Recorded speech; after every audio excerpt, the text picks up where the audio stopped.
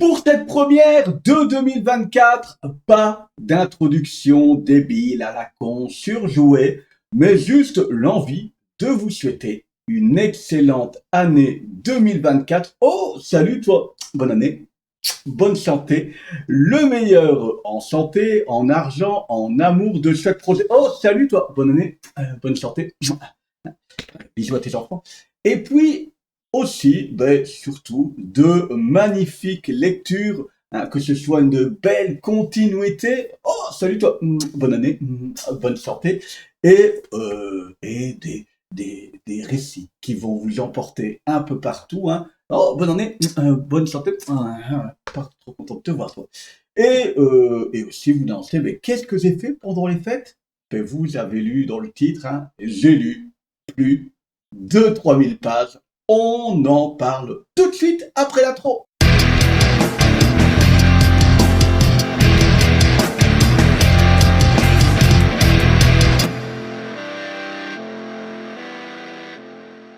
Bonjour à toutes, bonjour à tous, bienvenue dans ce premier Read Club de 2024, hein, le petit briefing pour commencer des 2 semaines d'absence. Qu'est-ce que j'ai fait? Simplement, vous l'avez peut-être vu, j'ai fait des shorts, des 3 critères, une lecture, ce concept où vous me donnez 3 critères et je vous propose une lecture. Alors pourquoi j'ai fait des shorts pendant les vacances? Ça me demande quoi? 2, 3 minutes de tournage parce que j'y réfléchis un petit peu en amont, donc ça va vite. Et puis le temps de monter, de diffuser tout ça, etc. Ça me prend 1 heure et donc avec les enfants, c'est jouable même si ils sont là.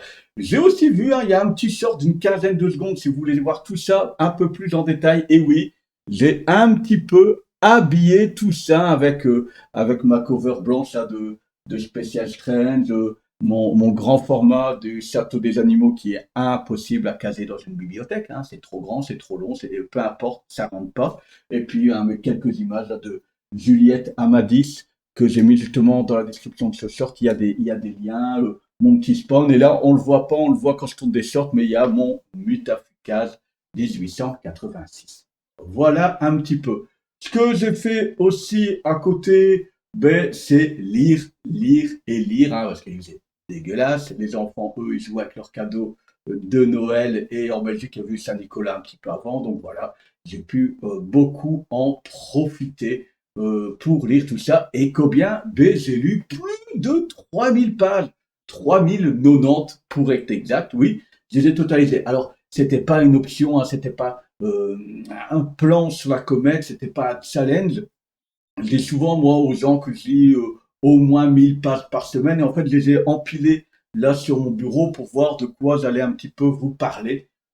Et puis, en faisant la pile, wow, ça fait quand même pas mal de pages, tout ça. Et donc, je me suis amusé avec mon appli à chercher les titres, le nombre de pages, et je me suis dit, wow, 3 090. Donc, quand je dis 1 000 pages, on est plus proche des 1 500 pages dans ce cas-ci. Alors, aujourd'hui, review un peu rapide de tout ça, de tout ce que j'ai lu, hein, avec un avis très très rapide. Si vous avez envie d'avoir des détails sur tout ça, mettez-le en commentaire. Il y a peut-être une série dont je vais parler plus tard, plus en détail. Il y en a dont j'ai déjà parlé sur la chaîne, mais comme ça vous fait un petit pot pourri et je verrai. Je ne sais pas si je mettrai les liens ici, comme il y a beaucoup de choses, des références, peut-être les références les plus intéressantes en description, mais voilà, une description très courte avec les références simplement.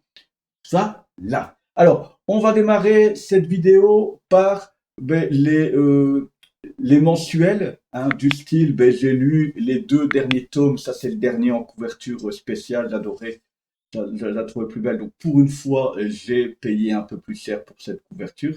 Donc de Marvel Comics, il manquait le 23 et le 24 qui sortaient au mois de décembre, donc j'ai lu ça, c'est la clôture, on va dire, de la saison 1, puisqu'à partir de janvier, là au moment où je tourne, c'est déjà sorti depuis une semaine, mais Marvel Comics existe toujours, mais ça, là, sur la tranche, ils ont mis un petit parenthèse 2 et ils ont renuméroté à 1. Est-ce que ce sera une bonne porte d'entrée? Il semblerait que oui et non, c'est-à-dire que oui, il y a des références, mais on peut continuer à les prendre. Je garderai un bon avis sur ce Marvel Comics. Il y a de l'Iron Man dedans, j'aurais sûrement pas lu s'il n'y avait pas eu dedans. Il y a la série de Thor. Thor, c'était du. Ah, je suis même pas sûr si Thor il était là dedans. On était sur qui encore sur Thor? Ça clôturait le run de Torunn Grönberg ici. Donc voilà, ça restera un chouette moment, ça me permet de dire de la continuité, d'avoir encore ce côté nostalgique de l'époque du lire du mensuel en soupe, etc. Voilà. Je ne le fais pas, vous le savez, je ne le fais plus sur X-Men parce que là, je trouve ça, il y a trop de sorties. Il y a trop de sorties sur un mois, même en soupe. Là, c'est une petite sortie. Il y a mon Spider-Man, il y a d'Avenger, il y a du Thor, il y a du Iron Man. Voilà, on est très bien avec ça. Sur les numéros, je sais qu'il y a du Spider-Man, il y a les deux nouvelles séries Avengers, il y a de l'Iron Man et il y a une histoire sur Nick Fury. Voilà. En parlant de nostalgie, j'en ai parlé sur un short parce que trois critères, une lecture, et il y avait quelque chose là-dedans qui pouvait être bien. J'ai lu les trois derniers Special Strange, donc c'est devenu un trimestriel, hein, donc j'ai lu le 4, 5, 6. Le sixième, c'est le dernier sorti actuellement. Donc c'est le retour de Special Strange, comme à l'époque, hein. Mais sauf qu'on va pas trouver tous les grands super-héros, etc. Là, on se retrouve avec des séries un peu moins connues, mais qui respectent l'univers des comics, etc. C'est du super-héros, mais du super-héros un peu moins connu. Dans les derniers, il y a du G.I. Joe Transformers, il y a Atlante, il y a, alors longtemps, il y a eu The Orb, mais je ne suis plus dedans. Il y a comme ça différents Alvita et différentes petites séries comme ça, c'est sympa. Nous, notamment une où il y a Jack Kirby qui est à l'époque. Mais c'est empli de nostalgie. Ça, c'est vraiment pour les nostalgiques à fond les ballons. Ensuite, alors ça, c'est une tuerie. Wonder Woman Historia, c'est le Black Label. Hein, c'est vraiment, vraiment, vraiment une tuerie. Au scénario, Kelly Sue DeConnick. Au dessin, Phil Jiménez, Dene A et Nicolas Scott. Il faut savoir que c'est expliqué dedans, c'est quelque chose qui était prévu, un des premiers Black Label annoncés aux États-Unis. Si je ne dis pas de bêtises, on était en 2018. C'est expliqué à l'intérieur dans un petit texte introductif, euh, communément appelé post-fast, il me semble. Vous voyez, il y a un petit texte là qui explique tout ça. Donc, c'est une des premières annonces et c'est seulement sorti là maintenant. Donc là, on est vraiment dans un récit qui a pris son temps. Alors, je vous la fais résumer. Alors, la seule chose, c'est que Wonder Woman, oui, non, c'est surtout l'histoire de la mère de Wonder Woman qui s'appelle. Oh, j'ai un trou, j'ai un trou dans tout ça. Euh, Tac, tac, tac, tac, tac, tac. La reine, la reine, la reine. euh, ah, la reine des Amazones. Je ne sais plus comment elle s'appelle. C'est pas Hippolyte? C'est peut-être bien Hippolyte. De nom. Ah, j'ai un trou sur le nom. Mettez-le en commentaire. Hippolyte. Hippolyte. Euh, voilà. Hippolyte. Hop. La mère, c'est essentiellement elle. C'est comment elle est devenue la reine des Amazones, comment les Amazones se sont formées, le pourquoi du comment. Donc au début, c'est très des histoires de dieux, hein, puisque c'est les déesses euh, qui s'opposent au roi, à Héra qui s'oppose à Zeus, clairement. Euh, Zeus, faut donner des visuels, voilà. Et donc, pour contrecarrer, pour un peu faire la, la blague, pour tenir tête à Zeus, décide de créer les Amazones. On est au début dans un monde qui est très sexiste, très masculin. Les femmes ont peu de choses à dire, même si c'est les déesses. Et donc voilà. Et on va arriver jusque ces Amazones. D'ailleurs, je ne vais pas vous mentir, ça se clôture, hein, avec la naissance de Diane. de Wonder Woman. Donc voilà, c'est vraiment Wonder Woman Historia, c'est plutôt Amazon Historia. Mais je vais juste vous montrer les premières pages. Donc j'ouvre, là ça c'est juste la présentation, vous voyez, livret A. Waouh, déjà c'est super, super sympa. Deuxième page, boum. Troisième page, vous voyez, bah, bah, bah, claque sur claque sur claque. Et puis là, hop, où on vous explique pourquoi tous ces pots, on les a mis en rouge, à toutes les femmes en rouge. Donc vraiment, très très classe, une super lecture, ma top lecture des vacances. Clairement, clairement, clairement. Ça vaut le coup.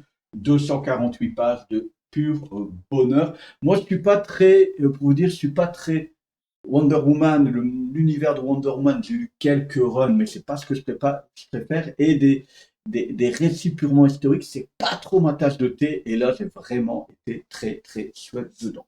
Très bien dedans.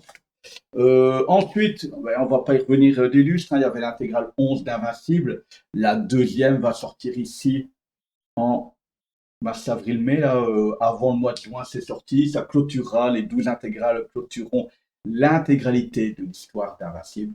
Invincible, c'est peut-être le meilleur comics de super-héros actuel. Clairement, si vous n'avez jamais lu Invincible, c'est un mix entre Superman, entre l'univers Ultimate et l'ambiance un peu Ultimate Spider-Man, très jeune, où on suit Invincible, qui est un jeune dont le père était un peu le Superman, le héros le plus imbattable de la Terre. Et puis un jour, lui aussi, c'est prévu, il a des pouvoirs, il devient invincible. Et là va commencer une quête folle. Ce sera en 12 intégrales, donc ce sera terminé. Ici, on est sur les épisodes 121 à 132. C'est toujours, toujours excellent. Ça n'empêche d'être violent à souhait. C'est quand même super efficace au dessin. Vraiment, vraiment, vraiment très classe. Regardez ici. C'est vraiment, vraiment génial. Les personnages évoluent bien. Tout évolue bien. C'est vraiment un must-have. Si vous devez offrir vraiment du super-héros à quelqu'un de jeune, hein, parce, de vieux, enfin, plus âgé, parce que c'est violent, n'allez pas c'est un gamin de 7 ans, il y a des mâchoires qui s'envolent, etc. C'est par Kirkman, hein, le dessinateur, le créateur de Walking Dead. Donc voilà, à fond dessus. Ensuite, je me suis fait Nightwing, tome 4. Le tome 5 va bientôt sortir, il me semble. Oui, il est déjà sorti à l'heure actuelle, la semaine passée, normalement. La suite, hein, de ce travail de Tom Taylor ici et Bruno Redondo essentiellement, c'est vraiment, vraiment très chouette. Il y a des moments très fun, c'est rafraîchissant. Ça me donne qu'une envie, moi, c'est qu'à un moment donné, Batman, ben, que ça devienne Dick Grayson parce que c'est vraiment super, super, super sympathique. C'est sûrement, ouais, une des meilleures séries chez DC Comics de cette ère infinite. Ça l'était, ça restera. Alors je peux comprendre que ça ne plaise pas toujours à tout le monde, mais voilà. C'est vraiment, vraiment, vraiment cool comme série. Même la cover, là, voilà. Ensuite, un peu de franco-belge. Is No Good. Je l'avais acheté avant l'embut, là, il y avait Olivier Andrieux qui était là. C'est donc un nouveau dessinateur, c'est plus le Is No Good à la base. Hein. À la base, Is No Good, c'était Goscinny et Tabary au dessin, Tabary, Goscinny au scénario. Ça, ça a vieilli. Il y a un an de ça, j'avais repris un intégral de Is No Good, la toute première année avec les 3 premiers tomes pour me rappeler. Moi, je lisais Is No Good avec mon père à la bibliothèque, etc. Ah, ça a vieilli. Ça a vraiment vieilli. Et là, ça sent le vieux alors que c'est neuf. Alors, ça plaira peut-être aux fans ou pas, si vous êtes fan d'Is No Good et que ça m'étonnerait qu'il y en ait beaucoup ici. Mais voilà, c'est tout ce que je peux dire. Is No Good, pour ceux qui ne connaissent pas, c'est ce petit bonhomme qui est le grand vizir et qui veut devenir calife à la place du calife. Et donc il tente par tous les moyens, avec de la magie, etc. Sauf que tous ses pièges se retournent contre eux. C'est des petites histoires d'une dizaine de pages en moyenne, entre ouais, 5-10 pages. Ça fait des sketchs un peu longs pour des blagues qui tombent souvent à plat. Donc, c'est peut-être ma lecture la moins intéressante. En fait, je trouvais les anciens tomes très vieux, qui sentaient vraiment le vieux. J'espérais un vent de jeunesse qui n'est pas là. Voilà, c'est du Easy. Ensuite, Granville de Brian Talbot, qu'on retrouve sur Fables notamment.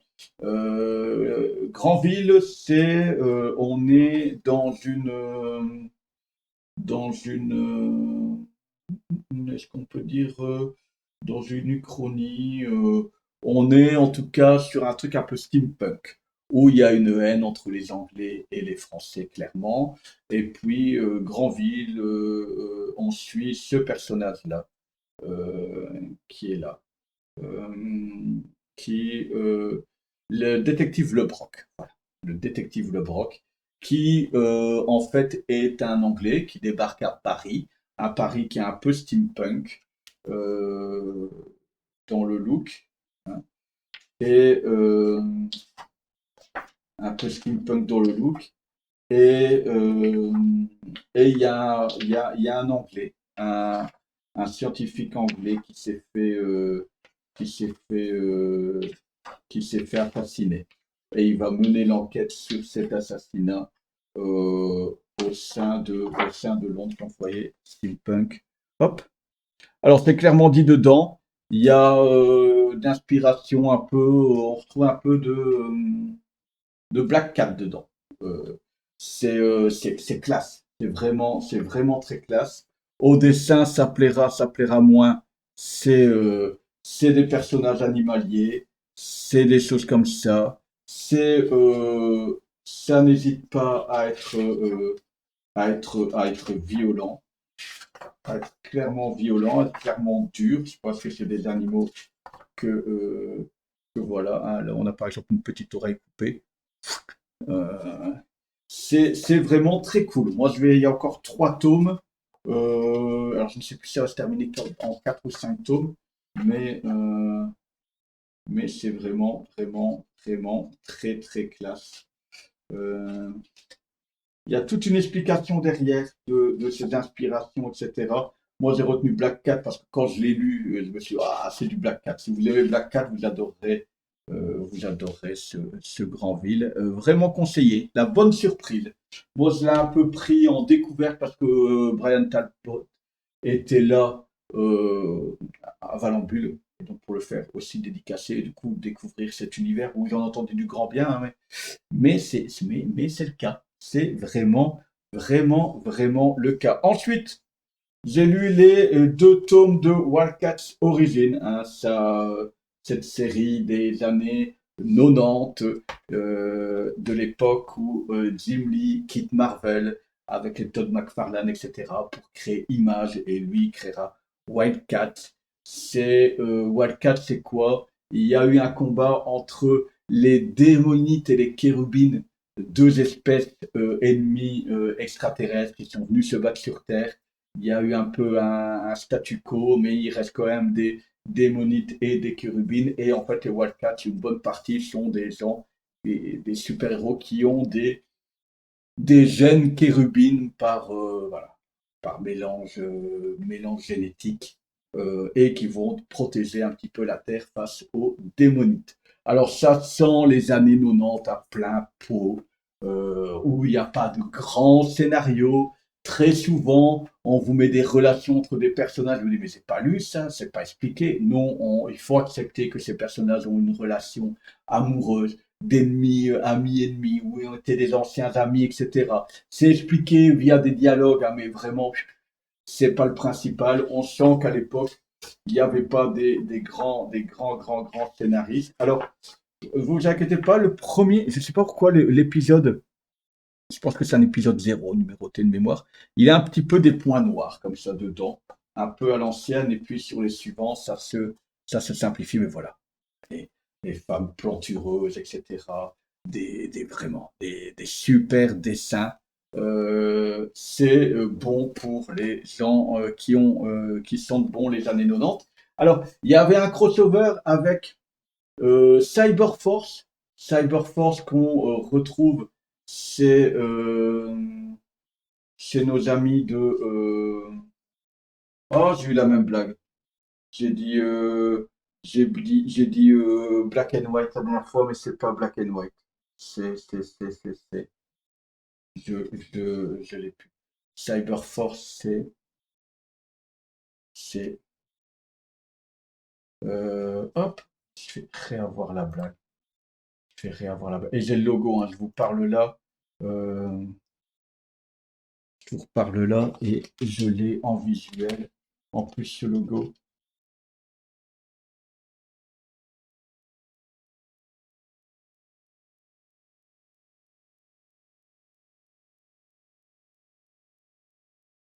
Euh, Cyberforce. Il faut le faire quand même. Ils sont pas forts. Parce que on tape Cyberforce, c'est quand même pas le site de ces gens qui arrivent en premier. Et très souvent, ils ne sont pas. Les éditions Réflexion. Voilà. Black and White, Cyberforce aux éditions Réflexion. Et bien, il y avait le crossover.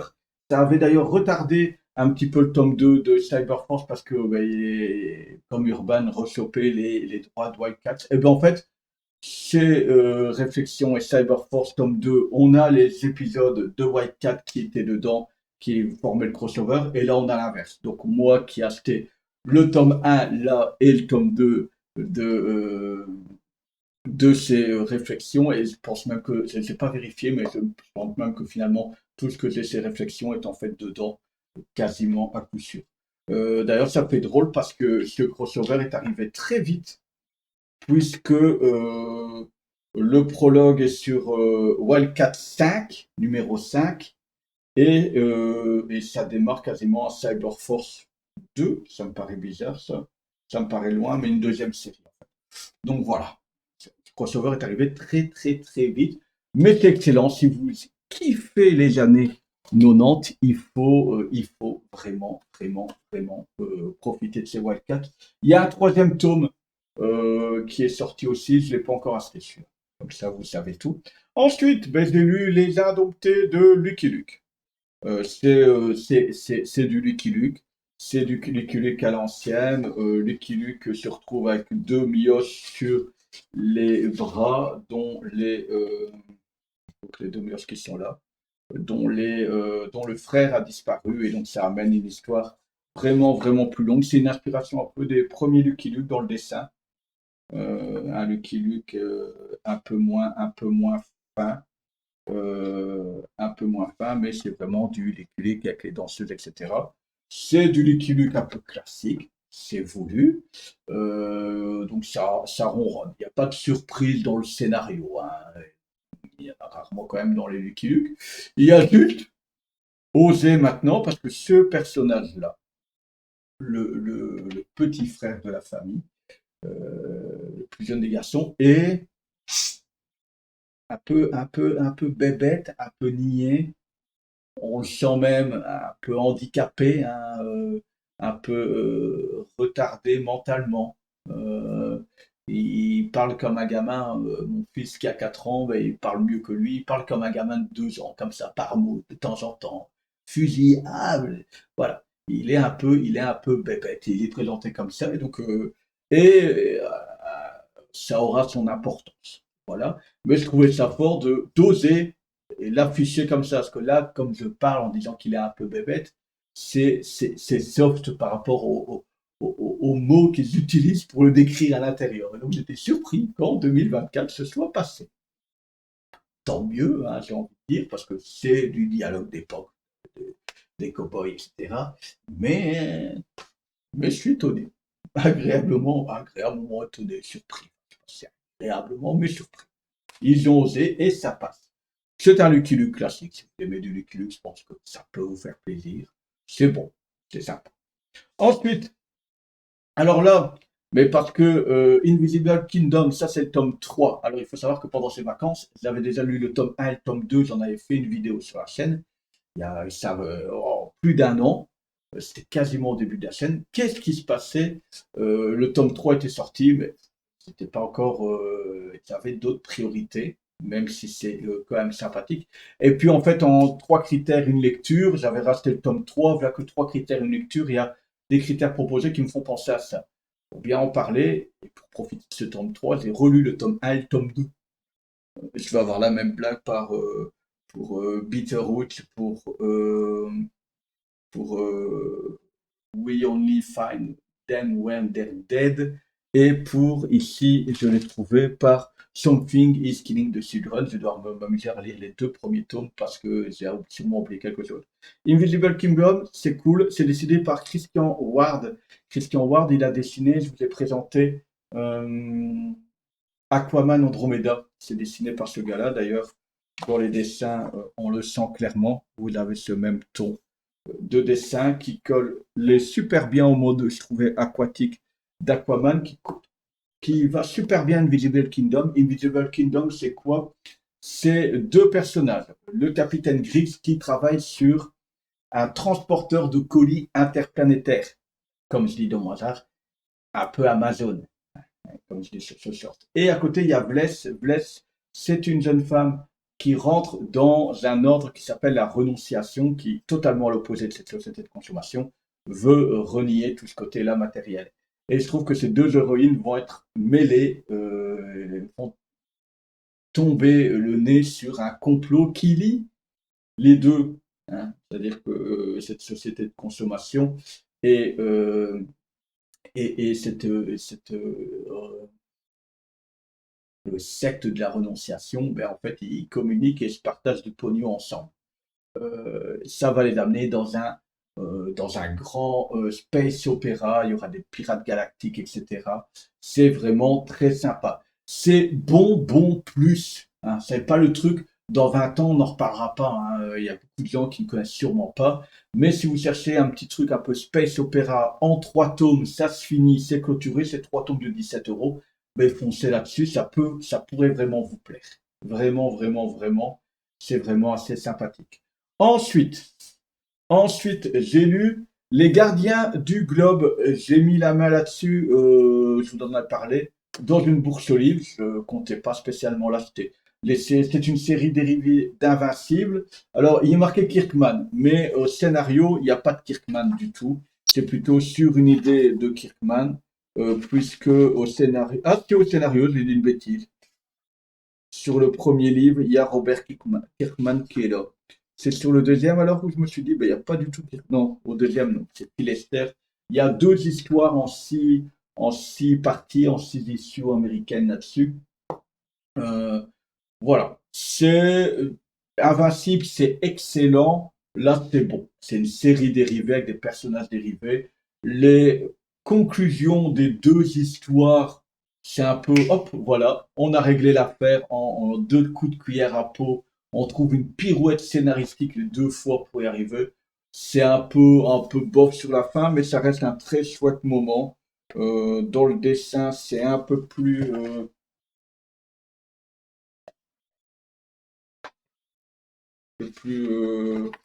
un peu plus complet, mais il y a des chouettes, il y a des chouettes choses. C'est, ça peut vraiment plaire à beaucoup de monde. Moi, je n'avais pas prévu de l'acheter directement. Je m'étais dit, j'attends que le tome 12 d'Invincible soit terminé, et parce qu'il y a aussi une intégrale Brit. Brit, c'est ce personnage qui est là en couverture, qui fait aussi partie des Gardiens du Globe. Donc, je m'étais dit, je vais prendre cette intégrale quand Invincible sera terminé. Gardien du Globe, pareil. Il me semble que prévu, alors généralement derrière. Ah non, pas dans celui-ci. Dans Invincible, ils font à fond, mais il y a d'autres séries qui risquent d'arriver de séries dérivées d'Invincible. C'est un chouette moment, priorité à Invincible. Ça, de toute façon, si vous n'avez pas lu Invincible, ça va pas vous parler spécialement.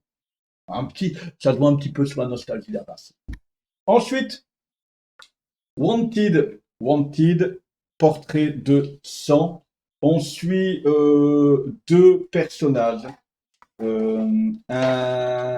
Quelqu'un qui mène des enquêtes sur des meurtres, ce monsieur qui est là, et ce jeune indien qui s'appelle Dul. Euh, On les suit. Alors, au début, ce qui semble être une enquête policière, mais en fait, c'est une enquête de vengeance parce que le jeune individu a vu toute sa famille assassinée par des suprémacistes, racistes, etc. La particularité de Dull, c'est que il fait des portraits robots sur description, un peu comme on voit dans les films. Il y a ce talent-là. À l'époque, western, ça n'existe pas. Donc, wow, c'est déjà surprenant ce gamin-là. On lui décrit quelqu'un et il arrive à le redessiner. Mais la particularité, c'est que son destin évolue en fonction de la position des gens. Ça lui sert un peu de boussole, si vous voulez.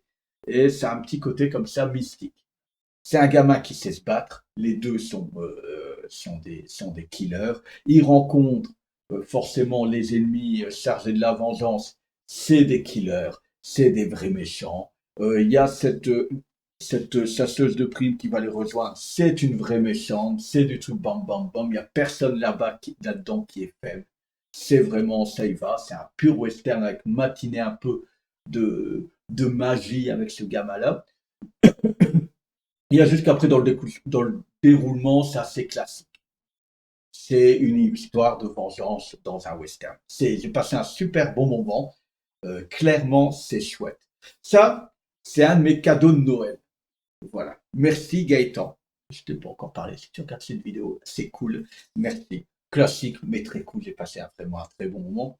Mais forcément, quand on a lu OKE, moi je lui ai offert OKE, si vous voulez tout savoir. Quand on a lu OKE, c'est dur de peut-être d'assurer. J'aurais peut-être pas eu le même avis sur celui-là avant si j'avais pas lu OKE avant. Mais OKE est tellement exceptionnel que j'en ai déjà parlé. Que voilà, ça, ça l'a ramené au truc. C'est bon plus plus.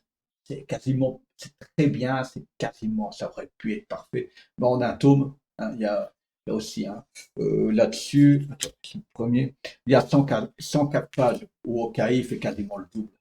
On n'a pas le temps, on n'installe pas les choses de la même façon, mais c'est très cool. Ça pour vous dire aussi que du coup la prochaine vidéo, ce sera sûrement une présentation de mes cadeaux un petit peu de Noël. Pourquoi je n'ai pas commencé par là? Simplement parce que j'ai reçu un petit financement de quelqu'un qui ne savait pas, et donc avec le financement, je me suis acheté quelque chose qui doit encore arriver. Voilà. Donc la prochaine vidéo, c'est sûr, ce sera un petit peu mes cadeaux de Noël, mes achats, mes découvertes. Donc celui-là, je vous le remontrerai vite fait. Mais c'est pour faire la transition. Ça, normalement, vous auriez dû le voir sans que je vous en parle. Mais voilà, la vie est ce qu'elle est. Voilà, c'est terminé pour ce premier Read Club de 2024. Dites-moi ce que vous pensez là, de ça. N'hésitez pas, si vous voulez voir des images un peu plus grandes, d'aller voir le short qui fait 14 secondes. Franchement, allez-y. Merci à ceux qui sont quand même restés. Parce que étrangement, j'en discutais avec des gens dans les commentaires. Mais j'ai une dizaine de personnes qui sont parties à cause des shorts. Hein. On a voisiné on allait arriver sinon facilement en 750 là, abonnés. On est à 740 toujours. Parce que les gens qui sont arrivés, les gens qui sont partis, simplement parce que les gens ont vu des chantes. Oh, oh j'aime pas, je me casse. Voilà. Voilà. Alors, soyons clairs, je pense que des trois critères, une lecture, j'en ai encore un là, vous voyez. Quand il y en a un, je me fais un petit papier. Trois critères, une lecture. J'en ai encore polar, gore, franco-belge. Et le gore franco-belge, c'est là où j'ai un peu de soucis.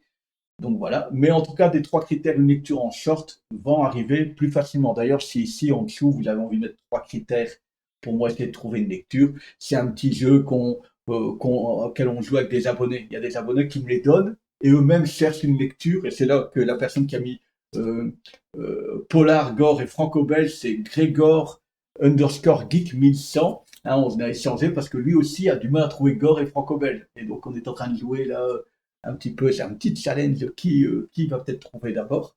Mais voilà, si vous voulez jouer à ça avec, il y en arrivera à mon avis un peu plus souvent.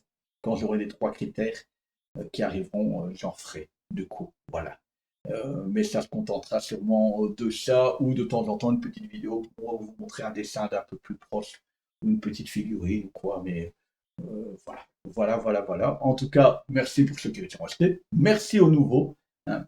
Merci aux nouveaux. Ici, c'est le Read Club. On parle essentiellement comics, un peu de BD franco-belge, un tout petit peu de manga. Merci à ceux qui like, qui partagent. On se dit à tout bientôt pour la prochaine vidéo qui sera donc un petit peu mes cadeaux de Noël. On se dit à tout bientôt pour un prochain Read Club. Ciao, ciao!